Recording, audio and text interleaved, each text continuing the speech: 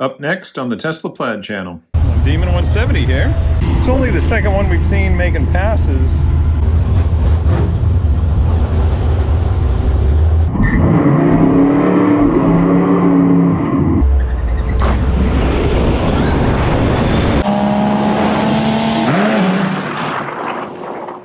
Bradenton Motorsports Park, March 28th, 2024.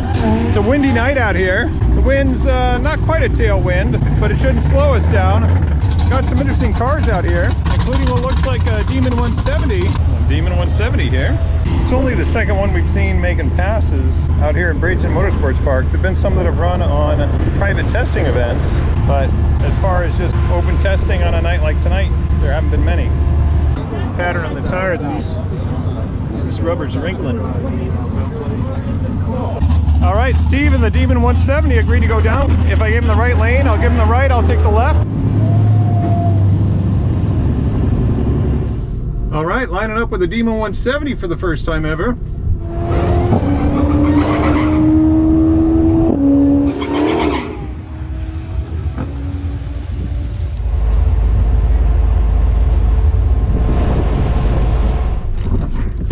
Okay. Demon170 didn't seem to hook at all.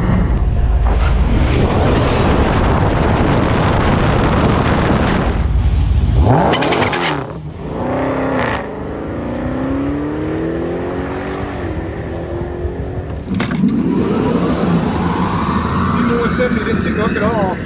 And unfortunately, we did not get into launch control. So that was not a good pass for our ET, probably 930 something.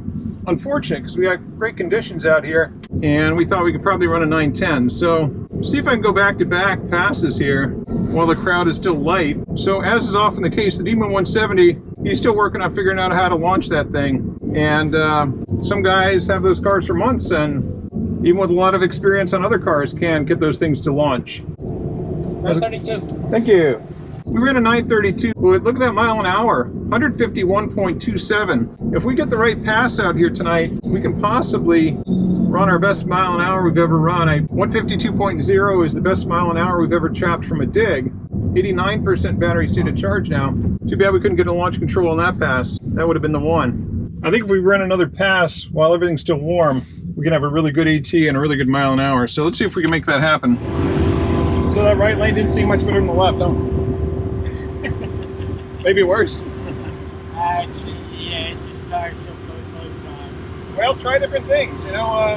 Yeah, I mean, you probably see some of the real experienced guys. I mean, Racer X, you can't get this thing out of the hole either, you know. So, yeah, just experiment, you know. I know.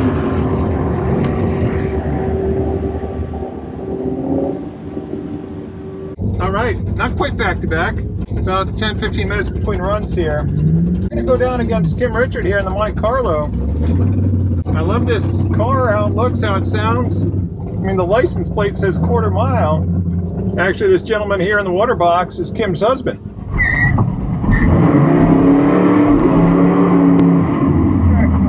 but don't know if we want to run that far outside.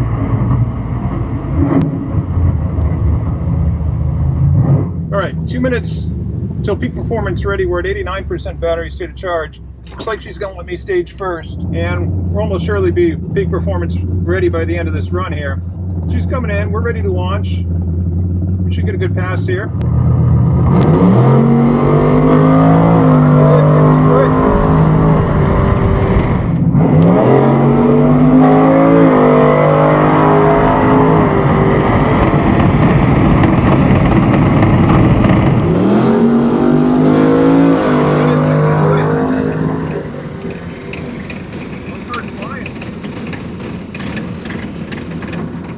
Says 2 minutes to peak performance ready, but we find anything with 2 minutes or less gives us about the same result.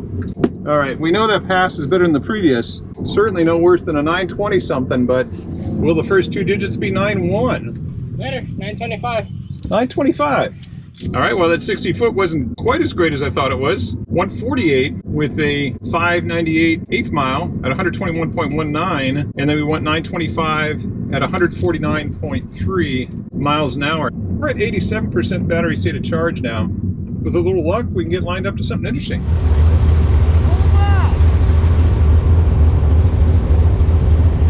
All right, we're lining up with this modified Redeye Challenger. He thinks he's going to run bottom nines on this. He's run plenty of mid nines before, he tells me.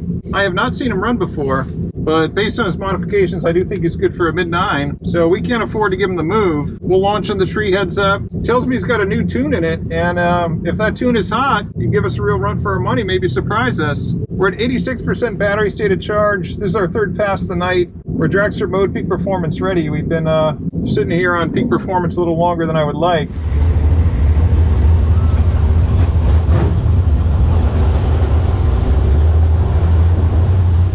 Let's see what we get on this pass.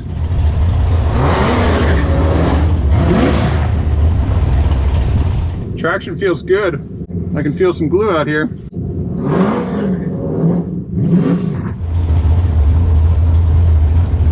All right, preparing for launch. He's coming in real slow. We're ready to launch. And he's just about staged here. Here we go.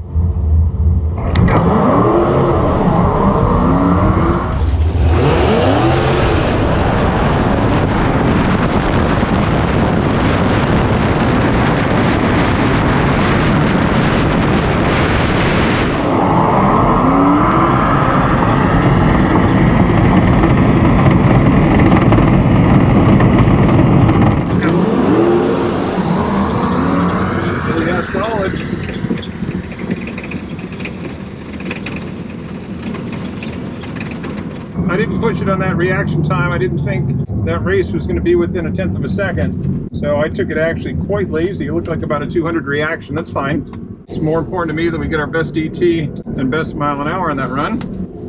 920. 920. Tesla. Yeah? I'll talk to him. You're actually pretty close to each other. All right. He's like 930 and you're like 920, so you're right there. Awesome. Okay, cool.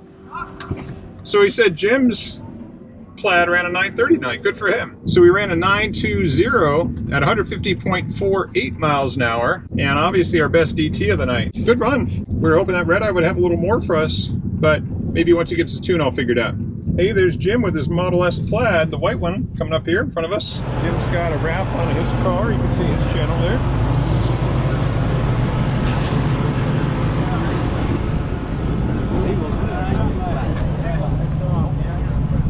All right, for this last pass, we're gonna run my buddy Jim in this white Plaid, and he's had it for just a few weeks. He participated in the shootout out at Showtime 8th Mile last week. Out here tonight, he's already run some 930s, so we're gonna give him a little bit of a hit on the tree. I'll just not take it so aggressively. I can't give him a full hit and wait for him to move, because if we're only running a 920, there's no way that's gonna work out. Giving a car the hit is worth anywhere from 3 to 4 tenths, and there's probably 1/10 between our cars here tonight. We're just about to make our run. They tell us there's pieces of engine block on the track from that last car, so that's not good. We'll see if we can get a competitive run.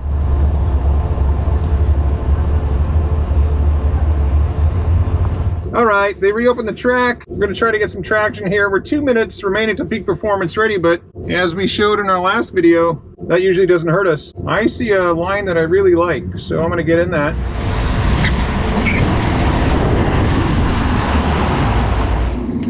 And it's right here. Now, we agreed to let Jim go in first, so he's gonna be in launch control and we are not.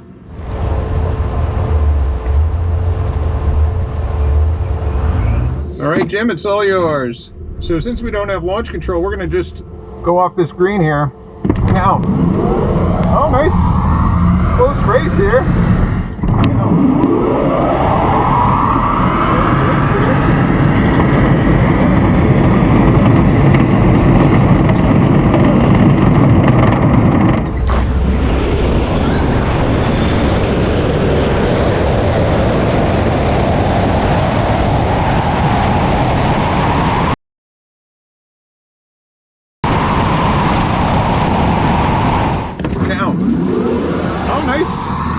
Close race here, but I think we're going to get him because we're a little lighter. So there we go.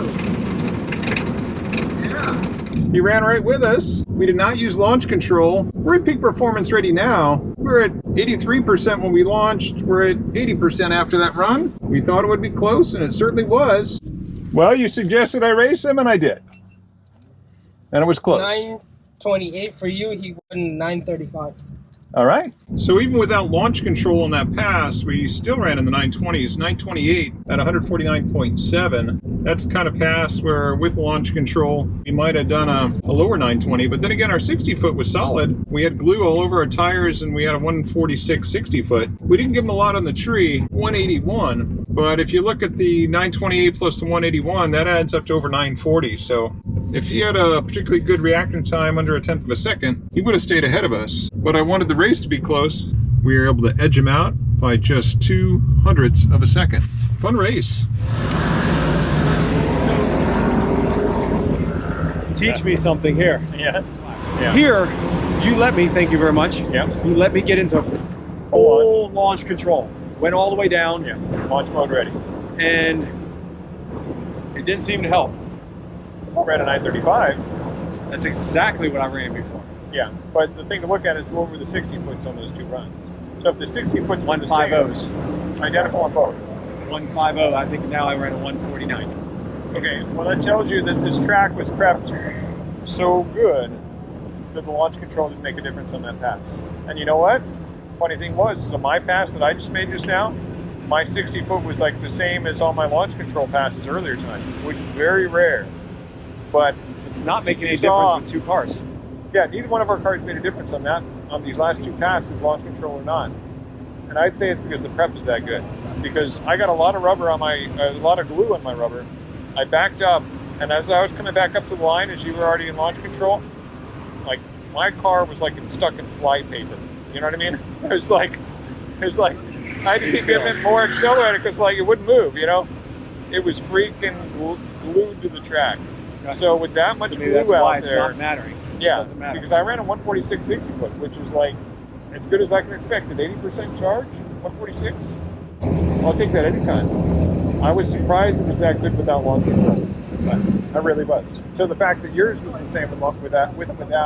So yeah. our 60 foots were slightly, yeah, mine was slightly higher, 149 or Yeah. 15. 146. The 8th was like a 6060 or 599. Yeah.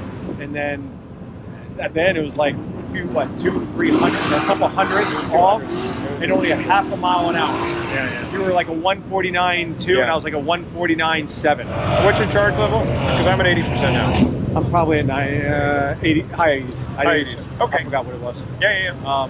I see it in the mile an hour before I see it in the ET. You know what I mean? I can run like a whole bunch of 925s in a row with the mile an hour come down each time. Yeah, for sure. Thanks for getting me out of those lanes. You can't complain with those 935s based on, you know, everything with your car, the way it's set up with these tires and everything. With the weight of these wheels and 21s. I can't tell you how many guys I see come out here with 21s, the stock 21s, and they can't break under 940. A lot of guys. So I was thinking you'd probably be 940s tonight. So the fact that you're 930s, I'd say is better than what I would have expected based on the setup and the suspension and all the rest of it. That was a fun run. Yeah. I'm nice like, and close. I was trying to give you a little bit on the tree, but not too much. You know what I mean? So it was just a matter of like, I can't give you the move because if I give you the move, I'm going to lose all day you long. won't catch it. Yeah. But I'm just not going to go when I normally go. So I'm going to just give it a little bit more, and it worked out great because you got me by 500ths on the tree, which is what you needed. A 1.3 and a 1.8 or something. Yeah. Exactly. So Yeah. that worked out great. That was To cool. make it nice and close. And I was thinking I should be able to hold you off because I'm a little lighter. So here's all the things question. considered. Is taking seats in the whole back of the car, is that worth it? Not a daily driver. You know, my car only comes out of the garage to come here to the drag strip, right? So, you know, in my situation, what difference does it make? Nobody's ever in the back of my You know, car. I already put 500 miles on my car today. Oh, yeah. I mean, do you ever have passengers is the question. Huh? Do you ever have passengers? Because if you ever have passengers, then you got to keep those seats around. I mean, I was in Sarasota. Yeah. I was in Gainesville today, and then come right over here. And I would say if you you obviously daily drive your car. I wouldn't take them out. I would say it's worth it. I mean, it's a tenth of a second, really. You know, my very best pass before and after, a tenth of a second off. Is it worth it for a tenth? If you think about it, I mean, you had a good reaction, but you left 130 on the tree. If all you did is got your 130 down to a 30, you you just took the back seats out. Except you still have your back seats in. You know what I'm saying? A tenth of a second against a lot of cars out here, you can get that on the tree. So why take your back seats out? Now I do it because I want the tree and I want the back seats out. Yeah, and I want every little thing I get. yeah. Because if I'm going to line up like with that that Demon170 right over there, then, you know, I don't want to lose by half a tenth of a second or something. But that's me, and I don't daily drive it. I mean, literally, the only time it comes out of the garage is to the drag strip. All my miles, 100%, are for the channel. I don't drive the car anywhere else. Yeah. So, that's good, my buddy Ross. Well, it's a good race, man. That was a good time, man. Yeah, that was good. a lot of fun. Nice and close. It's like- That's the way I like them. That was awesome. Yeah. That's awesome. We'll do it again. It's interesting to see how they line up. Yeah. I mean, it's so close. Yeah. Perhaps if one lane, even if one lane slips just a little bit, Exactly. opens the door. Or if I'm at 70% and you're at 90% or something, you know what I mean? Other little There's variations. small little would make it- variables. Yeah. So 200ths of a second, you can't ask for any closer than that. That's awesome. Right on, man. What an adrenaline rush. Totally. Just those 4 runs tonight, all in the 920s except for that first pass, surprisingly. That's what happens when we don't get the launch that we intended. But some interesting runs. We had that Demon170, that highly modified Redeye Challenger, and then of course the other Plaid. And of course that Plaid was our closest race tonight. We'll mix it up next time, and hopefully the Challengers will be running faster. We'll see you next time right here on the Tesla Plaid channel.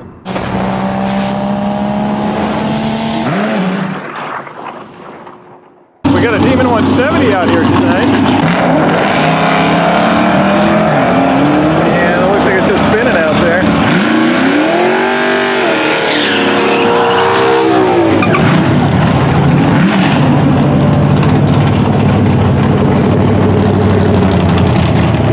Runs a 15 something. Horrible run.